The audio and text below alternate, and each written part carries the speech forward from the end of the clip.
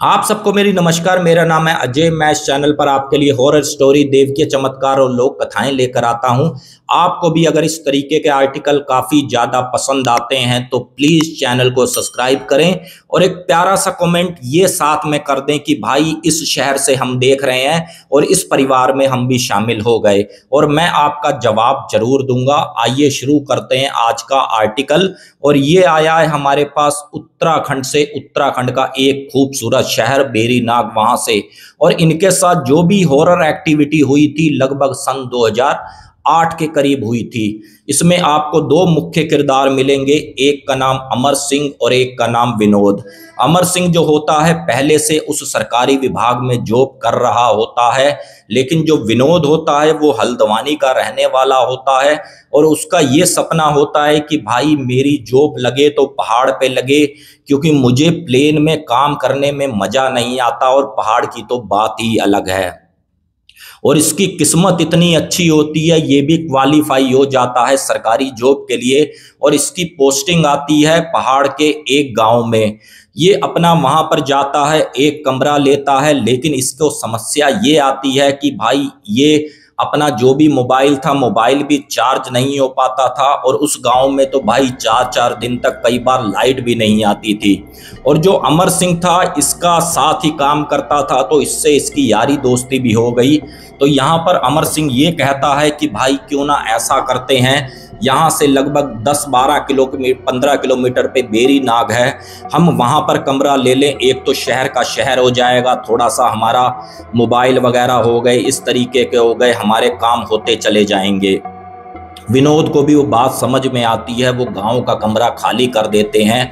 और एक विनोद के पास बाइक भी होती है तो विनोद को समस्या भी नहीं आती कि मुझे जो भी 12-15 किलोमीटर अब उसी गांव में अपना काम के लिए जाना है तो कोई समस्या पेश नहीं आएगी।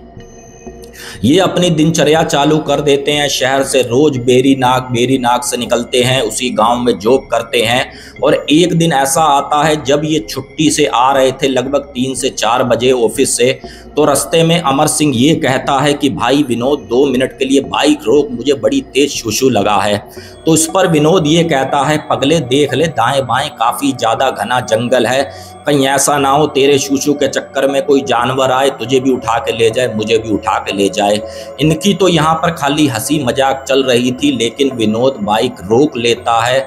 अब जैसे ही अमर सिंह अपना हल्का होता है, पीछे से विनोद सोचता है मैं भी हल्का हो लूं। ये अपना दोनों जने हल्के होते हैं, उसके बाद बाइक की किक मारते हैं और जैसे ही चलने लगते हैं विनोद की नज़र बाइक के शीशे पर जाती है तो क्या देखता है कि पीछे एक काफ़ी सुंदर लेडीज खड़ी है, जिसकी आयु आप ये लगा लो 28 से 30 वर्ष की रही होगी।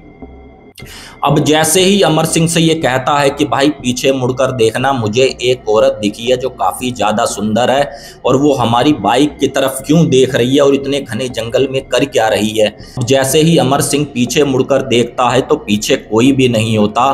तो विनोद से ये कहता है क्या मैं ही मिला हूँ तेरे को मजाक करने के लिए, भाई चुपचाप चल, बड़ी देर हो गई है, आज वैसे भी दोपहर को मैंने लंच नहीं किया। अब ये जैसे ही लगभग 500 मीटर के करीब और आगे बढ़ते हैं तो होता क्या है, फिर से विनोद शीशे में देखता है तो वही औरत फिर से उसको शीशे में दिख रही थी। तो फिर से अमर सिंह से कहता है कि भाई वो औरत मुझे फिर से दिखी। तो यहाँ पर अमर सिंह कहता है भाई कोई नहीं है, मैंने पीछे मुड़कर देखा है, तुझे धोखा लग रहा होगा, चुपचाप चल भाई बाइक चला। अब ये इस तरीके से अमर सिंह उसको डांटता है और ये लोग चुपचाप अपने कमरे पे चले जाते हैं। लेकिन जैसे ही कमरे पे जाते हैं, एक दूसरे से बात करते हैं तो इनके मन की उत्तेजना काफ़ी ज़्यादा जागती है, क्योंकि इनकी भी जो एज थी कोई बहुत ज़्यादा नहीं थी। 21-22 साल की एज में आप समझ सकते हो कि फीलिंग कैसी कैसी दिल में आ जाती हैं। ये फिर से बाइक उठाते हैं, उसी जगह पर पहुंच जाते हैं जहां पर इन्होंने बाथरूम किया था और दाएं बाएं ढूंढते हैं, लेकिन इस बार इनको कोई नहीं मिल रहा था। जो गांव के 2-4 लोग थे भेड़ बकरी वाले, वो इनसे पूछते हैं कि बाबूजी क्या हो गया, कोई सामान गिर गया क्या, आपका कोई चीज़ रह गई, जो काफ़ी ज़्यादा आप सिर घुमा घुमा के ढूंढ रहे हो किसी चीज़ को। तो यहाँ पर विनोद और अमर कहता है भाई कुछ नहीं, आप जाओ, हमारा कुछ एक सामान यहाँ गिर गया था, बस वही अगर मिल गया तो मिल गया, नहीं तो भाई हम भी चले जाएंगे। तो वो बकरी वाला ये कहता है, बोले भाई देखो आप यहाँ ज़्यादा मत रुको, ये जगह थोड़ी भारी है, यहाँ पर ज़्यादा देर रुकना सही नहीं। और इनको ये बात समझ में नहीं आती भारी हल्का क्या होता है। ये आधे पौने घंटे के बाद वहाँ से अपना चल देते हैं। अब जैसे ही कमरे पे आते हैं, अपना खाना वाना बनाते हैं, बढ़िया से सोते हैं, कोई दिक्कत इनको नहीं आती। और अगले दिन फिर से ऑफिस में अपना आते हैं और 3 बजे छुट्टी होती है। फिर से उसी हॉरर लोकेशन पर पहुंचते हैं तो फिर से विनोद की जो नज़र थी अपनी गाड़ी की शीशे की तरफ थी और अमर सिंह भी हल्का फुल्का इस तरीके से झांक रहा था, लेकिन इनको कोई भी नहीं मिलता। और इस बार विनोद कहता है भाई मुझे बाथरूम आ रहा है, 2 मिनट गाड़ी रोक लूं? तो अमर सिंह कह रहा भाई रोक ले। ये फिर से उसी जगह पर बाथरूम करते हैं और चुपचाप चले जाते हैं। बाथरूम इन्होंने क्या करना था, जो इनकी मेंटलिटी थी अपना बस वही अंदर से सोच रहे थे कि काश वो औरत मिल जाए। अब ये अपना कमरे पे पहुंचते हैं और खाना पीना खाते हैं बढ़िया से और ये सोते हैं। लगभग रात के 11 से 12 बज जाते हैं इनको सोने सुलाने में। तो क्या होता है, विनोद जैसे ही अपने कमरे में सोया हुआ था तो सबसे पहले विनोद को ये महसूस हुआ कि मेरे कमरे में पायल घुंघरुओं की आवाज़ कहाँ से आ रही है, जबकि जिन 2 कमरों में ये रह रहे थे बाकी दाएं बाएं दूर दूर तक कोई ऐसा नहीं था कि भाई कोई लेडीज भी अगल बगल हमारे रहती हो कि चलो वो चल रही हो। अब ये जैसे ही विनोद उठकर देखता है तो इसको कोई भी दिखाई नहीं देता और ये फिर से विनोद सोने की कोशिश करता है। अब ये जैसे ही घंटा आधा बीतता है फ्रेंड्स तो क्या होता है, एकदम से फिर से घुंघरुओं की काफ़ी ज़्यादा पायलों की आवाज़ तेज आती है और ये आवाज़ विनोद के कान में आती है कि तुम मुझे ढूंढने आए थे, मैं वही हूँ, मैं कोई और नहीं हूँ। अब ये एकदम से विनोद भौचक्का होके उठता है और जैसे ही इसकी नज़र खिड़की की तरफ पड़ती है तो खिड़की पर ठीक सामने इसको वही औरत खड़ी हुई दिखी और यहाँ पर विनोद की चीख निकल गई। अब ये जैसे ही विनोद चीखा है उधर से बराबर वाले कमरे से अमर आया है और विनोद का दरवाजा खटखटाया और विनोद से बोला क्या हो गया भाई। विनोद ये कहता है कि भाई मैंने उसी औरत को अभी अपनी खिड़की पर देखा था और ये वही बात मेरे से कह रही है कि भाई तुम मुझे ढूंढने आए थे, मैं आ गई, इतना बस उसने कहा मेरे कान में। अब यहाँ पे अमर सिंह उसको समझाता है, बोले भाई कुछ नहीं होता, सब बेकार की बातें होती हैं, तू चुपचाप सो, ज़्यादा है तो बोल मैं तेरे पास सो जाऊं। तो यहाँ पर विनोद बोला कोई बात नहीं है, रात की बियर वियर रखी है, मैं एक बार पीऊँगा और सो जाऊँगा। इस तरीके से इनकी बातें होती हैं और ये जैसे ही सुबह होती है यहाँ पर विनोद को काफ़ी ज़्यादा फीवर आने लगता है। तो अमर ये कहता है भाई तू आज रेस्ट कर, तू कहीं मत जा, मैं तेरे लिए वापसी में दवाई भी लेता आऊँगा। अब ये जैसे ही 3-1 बजे अमर सिंह आता है, उसको दवाई देता है, 2-1 खुराकें खाते हैं, खाना पीना खाकर ये अपना सो जाते हैं। अब जैसे ही अगली सुबह होती है, मैं आपको बता दूं क्या होता है, ये अपना खाना वाना बनाते हैं और उस दिन इनकी इत्तिफाकन संडे होता है तो छुट्टी होती है। खाना वाना बना के मॉर्निंग में रख देते हैं और ये अपना शहर चले जाते हैं घूमने। अब ये जैसे ही 1 से 2 बजे आते हैं कि चलो भाई लंच का समय है, अपना खाना वाना खाएं, तो क्या देखते हैं जो भी सुबह का खाना था फ्रेंड सब का सब खराब हो चुका था।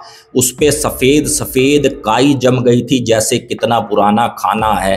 अब ये जब चीज़ें देखते हैं विनोद और अमर बोले भाई ये क्या हुआ, ये तो ऐसे लग रही है रोटी जैसे कितनी सड़ गई हो, कितने समय की हो, ये क्या हमारे साथ हो रहा है। और मैं भी फ्रेंड्स आपको वीडियो से हटकर बता दूं, अगर कोई भी एक्टिविटी आपके घर आ गई ना तो आप ये समझ लो आपका फ्रिज में रखा हुआ आटा भी वो ख़राब कर देगी, आपकी सब्जियां ख़राब कर देगी।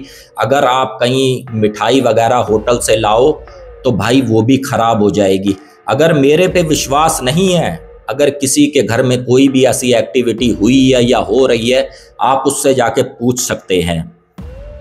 ये क्या करते हैं, उस खाने को उठाते हैं और सीधा बाहर फेंक देते हैं और अपना वहीं शहर में जाते हैं, खाना वाना खाते हैं। अब जैसे ही शाम होती है फ्रेंड्स, ये अपना थोड़ा सा व्यवस्था भी बनाकर रखते थे संडे की कि भाई मटन चिकन ये अपना खाते हैं। और जैसे ही सोने लगते हैं तो क्या होता है, विनोद अपना सो रहा है मज़े से, 12-1 बजे का समय है, तो एकदम से फिर से वही औरत की आवाज़ आती है, क्या तुम मुझे नहीं पहचानते हो, मैं तुम्हें काफ़ी ज़्यादा पसंद करती हूँ। तो यहाँ पर विनोद एकदम से झल्लाते हुए फिर से उठता है, बोले तुम कौन हो, तुम कहाँ से आई हो। तो वहाँ पर फिर से एक मीठी सी आवाज़ में बात ये आई कि भाई तुम तो मुझे खुद ढूंढने आए थे, अब तुम ही मुझे भूले बैठे हो। पहले तो मेरे पति ने मुझे मार दिया, काफ़ी ज़्यादा मुझको दर्द दिया, अब तुम भी मुझको नहीं पहचान रहे हो। तो इतना होता है और उसके बाद एक हंसी की आवाज़ गूंजती है, जिसको सुनने के बाद विनोद यहाँ पर बेहोश हो जाता है। अब जैसे ही अगली सुबह आती है तो विनोद ये सोचता है कि भाई मैं पूरी उस जड़ तक जाऊंगा कि आखिरकार ये मसला है तो है क्या। विनोद अपने ऑफिस में जाता है और उसी ऑफिस में ही एक आप ये लगा लो जो चाय पानी देने वाले अंकल होते हैं, पियून कह लो, जो होते हैं, जब उनसे पता लगाते हैं कि भाई ऐसे ऐसे हमारे साथ हुआ था, हमने बाथरूम किया था, आखिरकार पूरा सीन है तो है क्या।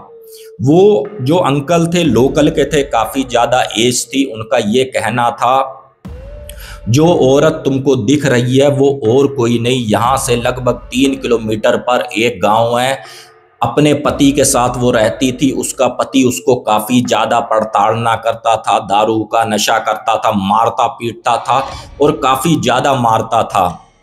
2-4 बार तो पंचायत बीच में पड़े तो भाई उनका राजीनामा करवाया।